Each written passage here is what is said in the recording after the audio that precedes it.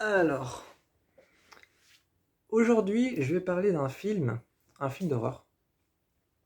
Je vais parler d'un film d'horreur. C'est un film d'horreur que je ne connaissais absolument pas et je vais vous expliquer avant de commencer. Avant de commencer, je vais vous expliquer comment je l'ai découvert. Euh, En fait, un jour, j'étais sur Internet occupé de regarder les films d'horreur. J'étais sur Internet, sur Amazon, occupé de regarder les films d'horreur. Pour pouvoir m'en acheter quelques-uns et compléter ma collection. Pour pouvoir compléter ma collection de films d'horreur, tape Amazon sur ton PC et va voir les films d'horreur qui s'offrent à toi. J'ai regardé les films d'horreur qu'il y avait sur Amazon et je suis tombé sur le film d'horreur 388 Arleta Avenue. Je m'attendais pas du tout à ça, c'est un film qui m'a surpris, c'est un film qui m'a énormément surpris. Par contre, je l'ai trouvé un petit peu court pour ce qu'il offrait. Je l'ai trouvé juste un petit peu court pour ce qu'il offrait. Le film dure 1h26, ce qui est vraiment très très très très court pour moi, parce que moi déjà j'aime les longs films. J'aime les longs films, j'aime les films de 1h50, 1h52, 1h53, 1h55. Bref, j'aime les longs films. Les films de 2 heures aussi, j'apprécie ça beaucoup. Parce on est beaucoup dans l'histoire.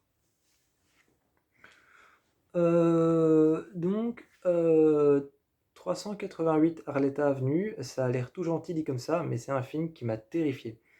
On est à l'intérieur d'une maison et un couple sont filmés en permanence par un étranger qui porte une capuche noire.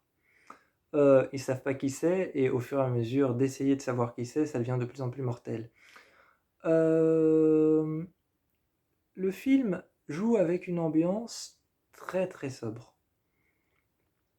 Non, c'est même pas une ambiance sobre en fait. C'est une ambiance sombre. On est dans l'obscurité permanente de la maison. On est en permanence dans l'obscurité de la maison. On est en permanence dans le noir de la maison. D'ailleurs, il y a une scène que j'aime beaucoup. Il y a une scène que j'aime beaucoup où une caméra est cachée à même l'escalier, dans le coin, en dessous d'une marche. Il y a une caméra qui est cachée à même l'escalier en dessous d'une marche et sur la rampe d'escalier, sur le rebord, la caméra en fait de la petite caméra cachée pour pouvoir les filmer, filme en fait tout le sol de l'escalier. Elle filme tout le sol du bord de l'escalier, toute la plaque en bois avant que l'escalier ne recommence. Et, euh, et en plus de filmer tout le sol de l'escalier, la caméra filme la maison qui est séparée en deux. Et d'un côté, il y a un bureau. D'un côté, il y a un bureau avec une salle à manger qui est pas séparée de la maison, qui est pas séparée du bureau, qui est pas séparée du bureau.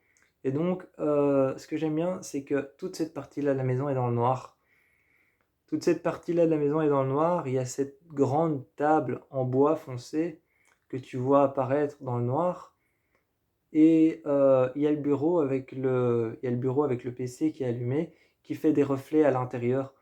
Et donc tu as toute cette partie-là de la maison qui est dans le noir, avec la table, avec le bureau, D'ailleurs, c'est un petit bureau tout minuscule sur lequel tient à peine un PC. Donc à peine un PC comme on les connaît aujourd'hui, et les PC portables. Là, c'est un PC Apple par contre. J'ai été surpris que le film, je sais plus en quelle année sont sortis les gros PC Apple, mais j'ai été surpris que le film de 2011 est déjà un gros PC Apple comme on a aujourd'hui. Donc ça m'a assez surpris, c'est peut-être parce que je suis habitué aux films de 2021, 2022, 2023 et de 2024. C'est peut-être que je suis habitué aux nouvelles technologies et que c'est un film de 2011. Mais ça m'a surpris qu'ils aient déjà les gros MacBook Pro et les gros MacBook Air dans ce film qui est de 2011. Ça m'a surpris. Et, euh, et j'aime bien parce que tu as le PC qui est éteint, mais tu as la caméra, tu as la webcam qui est allumée. T'as la webcam qui est allumée, t'as la tour qui est allumée et t'as le PC qui est un peu allumé. Et ça fait des petits reflets à l'intérieur. Et t'as toute cette partie-là de la maison qui est dans le noir, qui est dans l'obscurité. T'as cette caméra qui est posée au coin d'un escalier, qui filme le sol de l'escalier et qui filme cette partie-là de la maison dans le noir et cette partie-là de la maison dans la lumière. Parce que la maison, c'est une maison immense et avec beaucoup de baies vitrées. Et sur le côté, il y a une baie vitrée comme ça qui éclaire l'intérieur et donc toute la lumière est naturelle. Et il y a un endroit avec plein de lumière et cet endroit avec pas de lumière. Et cette petite caméra qui filme ces deux endroits-là. Ça fait très peur et ça fait très peur, et encore plus quand il y avait la même scène au milieu du film où il y avait une personne qui était assise à la table et, euh, et qui était juste devant son PC, parce que tu voyais cette personne à moitié enfoncée dans le noir et à moitié son visage éclairé par son PC. Donc c'était très, très terrifiant et il y avait beaucoup de plans. Je crois que c'était le plan qui est revenu le plus dans le film. Il y avait beaucoup, beaucoup de plans sur le lit et la chambre du couple qui est filmé en permanence. Il y a aussi, il y a aussi un passage que j'ai bien aimé avec une caméra qui est posée dans le coin d'un sol et toute la caméra filme le sol comme si on était déjà en train de ramper. La caméra filme vraiment le sol comme si on était déjà en train de ramper sur le sol. Vraiment, elle a tous les axes. Elle a tous les axes du sol. Et on est dans un couloir et elle a tous les axes du sol du couloir. Et il y a une rampe d'escalier qui est ouverte avec l'escalier qu'on voit un peu et qu'on voit tourner. Et cette caméra filme tous les axes du couloir et le sol et tous les bords du sol. Et il y a toute une, il y a plein de portes. En fait, il y a plein de portes qui se font face. Il y a plein de portes qui se font face. Il y a toute une rangée de portes qui se font face. Il y en a quatre. Il y en a quatre qui se font face l'une l'autre des portes. Et à un moment, elles sont toutes fermées.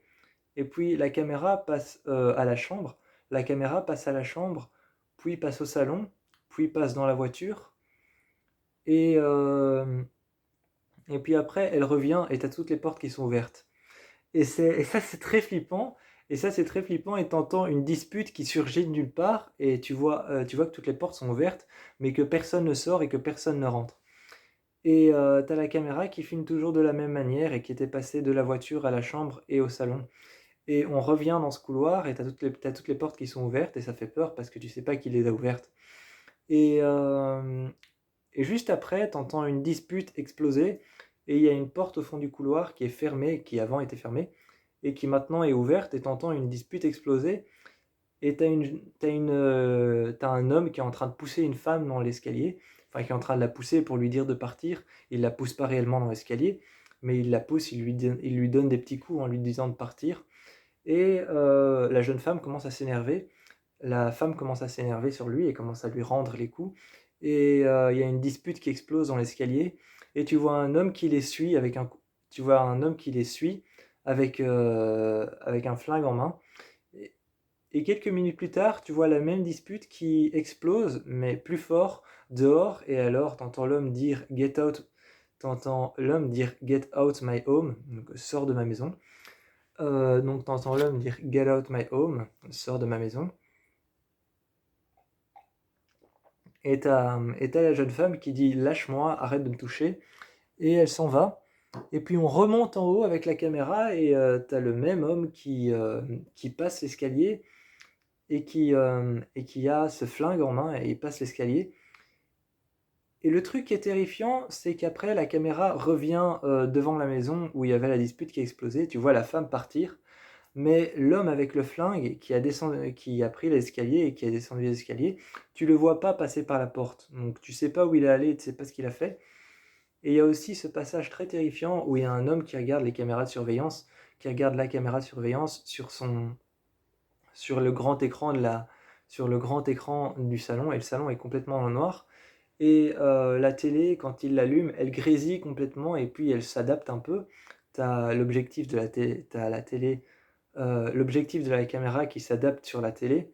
Et au début, c'était des parasites, et puis la télé et l'objectif de la caméra s'adapte un peu et tu vois apparaître une image avec un homme avec une capuche noire qui est en train de rentrer dans la maison. Et et tu l'homme qui est juste en face de la caméra qui dit: «Mais qu'est-ce que ça? Mais qu'est-ce que c'est ça?» Et donc l'homme qui est juste devant la caméra est en train de dire: «Mais qu'est-ce que c'est ça? Mais qui c'est?»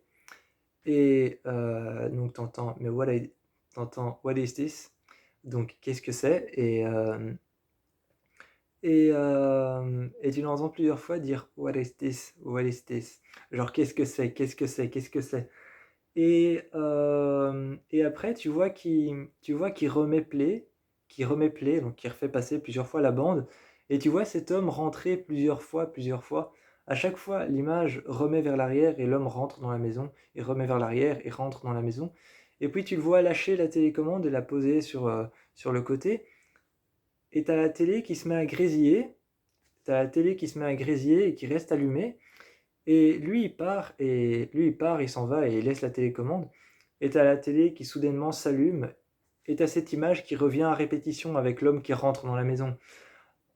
C'est terrifiant. C'est terrifiant et le joue et le film le joue, vraiment très bien. Le film le joue vraiment très bien, il joue avec tes nerfs, il joue avec tes pulsions, je trouve que c'est un film qui joue avec tes pulsions, qui joue avec tes envies, qui joue avec tes nerfs et qui joue avec ta peur de manière horrible. Par exemple, je reprends l'exemple de ce couloir. Te montrer un couloir avec des portes fermées, te montrer un couloir de ta maison avec des portes fermées où t'entends rien, t'es rassuré parce que tu sais que toutes les portes sont fermées et que les pièces à l'intérieur, il n'y a rien. Donc t'es rassuré, tu sais qu'il n'y a rien, qu'il n'y a personne, qu'il ne va rien se passer. Mais te montrer un couloir ensuite, juste après que tu aies vu le même couloir avec toutes les portes fermées, te montrer le même couloir ensuite avec toutes les portes ouvertes, et ensuite te remontrer le même couloir avec une dispute qui explose et voir un homme passer avec un flingue, ça te met mal parce que tu te dis: «Mais putain, en fait, il se passait quelque chose à l'intérieur». Et donc voilà, c'est un film qui joue énormément avec tes nerfs et qui joue énormément avec le visuel. Il y a aussi quelque chose que j'ai bien aimé à un moment, il y a une caméra qui est cachée dans une voiture et qui filme à l'intérieur. Donc toi, tu te dis, première chose que tu te dis, si la caméra est dans la voiture et filme à l'intérieur, elle est soit posée juste devant ce qui pour un serial killer, soit il n'est pas discret, soit il n'a pas réfléchi. Mais soit la caméra est posée juste devant, mais dans un endroit qu'on ne pourrait pas repérer, soit la caméra, elle est cachée dans les petites aérations, là où on met l'air conditionné. Euh, et puis tu as la caméra qui filme l'extérieur, qui filme la route, et, et tu as la petite caméra qui filme la route. Et devant tu vois des grillages, mais qui sont trop près de l'objectif, donc qui sont flous. Donc là, tu commences à essayer de réfléchir où est cette caméra. Et la caméra, en fait, depuis le début, elle était sur l'avant de la voiture. Depuis le début, la caméra, elle était dans la calandre de la voiture, mais à l'intérieur, donc la calandre de la voiture, les grillages sont trop près de l'objectif et sont flous, donc tu sais pas ce que c'est.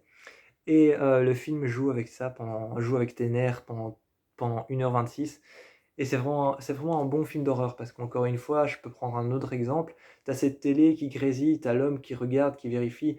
Bon, tu sais que c'est un homme qui essaye de.